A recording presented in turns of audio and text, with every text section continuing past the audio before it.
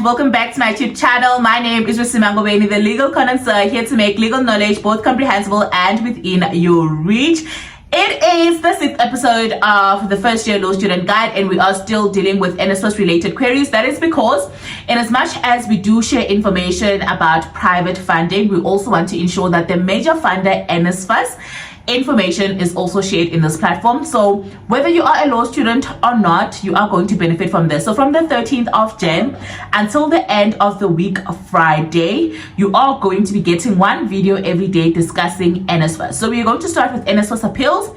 Then Tuesday is going to be NsFas laws. Then Wednesday is going to be NsFas accredited off-campus accommodation. Then Thursday we are going to do a Q&A, basically where any question that you ask us on TikTok, we will try to write it down and then find the questions for you, then create a video. So let us start and not waste any time. Today is appeals.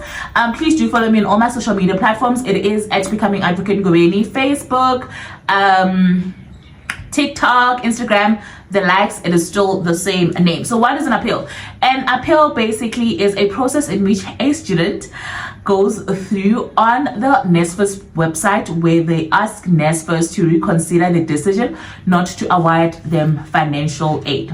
Right? So who are the people that can appeal? The people that can appeal is basically a student who they applied for NsFas for the very first time and they were rejected, or a person who was funded by NsFas and it happened that their financial aid was withdrawn. So these are the two people that can withdraw. And all the information that we are saying is courtesy of the NsFas website. So you can actually go there and check it out. And then we move on to who cannot appeal. So the people that cannot appeal is a student who registered for a qualification that is not funded by NsFas, a student who has reached the N+ rule. So the N+1 and the N+2 rule. Remember, I spoke about it in the previous NsFas video. Please do head on over there and watch it so that you can understand what the N+ rule is. And then it says that a student, the student is a gap year student who NsFas funded previously, denied financial aid to because he or she did not meet the academic eligibility criteria. So what that means is that you were a student that was funded by NsFas and then you happened to take a gap year and now you are coming back, right, to ask NsFas to fund you, but they had decided to withdraw their funding because you did not meet the academic eligibility criteria. So when we talk about the academic eligibility criteria, remember that when you are on NsFas, you are supposed to pass 60% of your modules for them to carry on funding you. So what does that mean? That means that if you have 10 modules, you at least have to pass 6 modules. Then we move on to the last one. It says the institution has not submitted their registration record to NsFas or has submitted an incorrect registration record. Such inquiries should be directed to the institution. So these are the people that cannot appeal. Then it then moves on to say that so there are different reasons why it happens that your application is rejected, right? And one of the most common ones is that you exceed the income threshold. So when you exceed the income threshold, it means that your overall household income is more than 350. So you then want to appeal because it exceeds that, and it was rejected based on those grounds, right? It says here, appeals for students who exceed the income household threshold will be considered if 1, the key contributor to their household income has become incapacitated or deceased since the submission of the application. Then it says here the student or applicant has been declared independent of their biological parents by court, and the court determined that the parents are not responsible for the students or applicant's maintenance, including costs of his or her education. Then the third one is that the student or applicant is from a child-headed household, and this is substantially by a report from a social worker registered with the Department of Social Development. Then the fourth one is that the parent of the student or applicant are divorced. In terms of a divorce decree, a court has determined that the responsibility of child maintenance, including the responsibility of the cost of education, is restricted to one parent, and the responsible parent meets the eligibility criteria. All right, so that is the grounds in which they can actually reconsider your appeal when you do appeal, and the reason for the rejection was based on the fact that you earn higher than the required household threshold, right? And then when we then move on to fails to meet academic eligibility. So this is when you're a returning student and you have failed to meet academic eligibility. It so happens that NsFas was funding you, and then maybe you were on NsFas for a year or two. Then that year it happens that maybe you failed your modules and they decide that they are no longer funding you. You can actually appeal. And these are the grounds in which you can use to appeal. It says the student is a continuing student who was not a FTEN or FTN student in their previous academic term of study, and there has been a death. Oh, and then it says, and there has been a death in the immediate family during the academic record. So if any of your immediate family members happen to pass away that year, and then it affects your academics, you can actually appeal to NsFas to say that you had experienced a death, and that is why the marks that they require from you, you couldn't achieve them. Then we move on to the student was pregnant and gave birth during the academic term, and the institution has evaluated the student and completed the NsFas standard propensity letter, confirming that the student will complete their qualification within an additional academic term, or the student can provide evidence that the academic result, and then it says, the student, and then it says, okay, so then it moves to the next one. Then it moves to the next one where it says that the student can provide evidence that the academic results received by NsFas are incorrect. So if it ever happens that you did pass all your modules and it says that you were rejected due to master's academic eligibility, you can actually appeal. Then we move on to the other ones. It says that the student's failure to complete the academic term successfully is due to severe illness for 2 or more months of the academic term or during examination. It so happens that you fall ill, you can still appeal. The student was the subject of a violent crime such as RAEP and abuse. Then the next one is that the student is living with disability, and a medical report indicates that the student fails to complete the academic term due to the nature of disability, and the institution has evaluated the student and completed a NsFas standard propensity letter confirming that the student will complete their qualification within an additional academic term. All right, so those are grounds in which you can appeal as it pertains to academic eligibility. All right, failure to meet academic eligibility. And then we move on to reasons for the rejection of your appeal. I think this one is quite important, especially if you do not know why you were rejected. So here it says that reasons for rejection are based on financial eligibility, unsuccessful based on SR data. So, and on the SARS data, why am I saying SR data?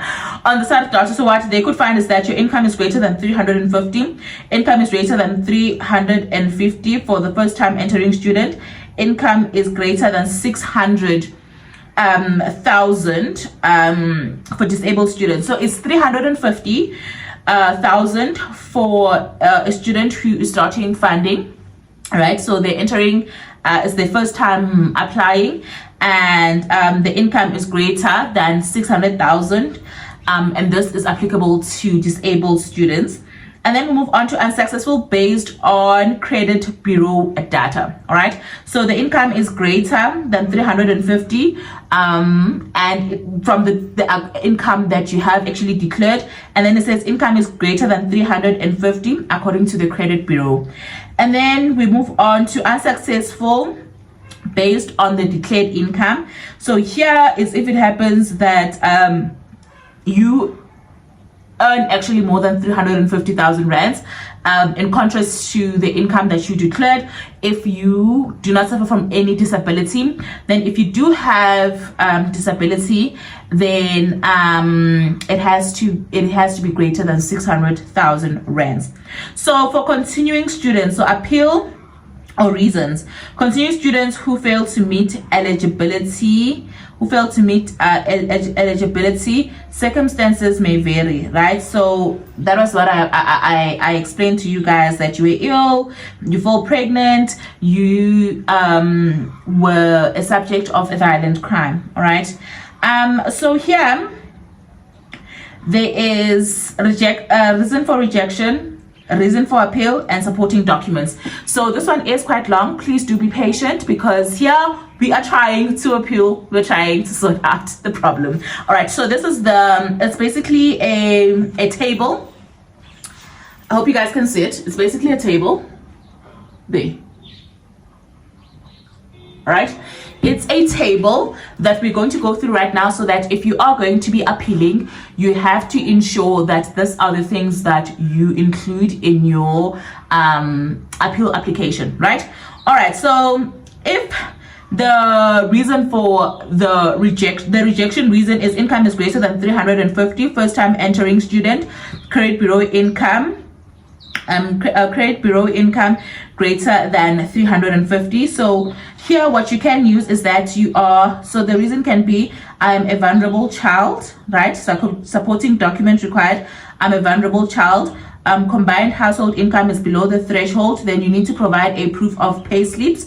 And then change of income, you need to provide a retrenchment letter, letter of termination of employment, UIF indicating that your parents are unemployed or are incapacitated, right? And then we move on to you. If the reason that you were denied funding is because you earn 350 than the declared income, then here you could show that deceased parent or guardian or spouse. So you could provide a death certificate that in actual fact your parents have passed away, and that evaluation is actually not true to say that your household income is more than 350. Then I'm a SASSA beneficiary, then you show a SASSA letter. Okay, then we move on to the last one, which basically deals with 600,000 rands. That one is for the disabled students. So you can show that I am independent of my biological parents. So here you show a court order indicating that the applicant is declared as independent of their biological parents.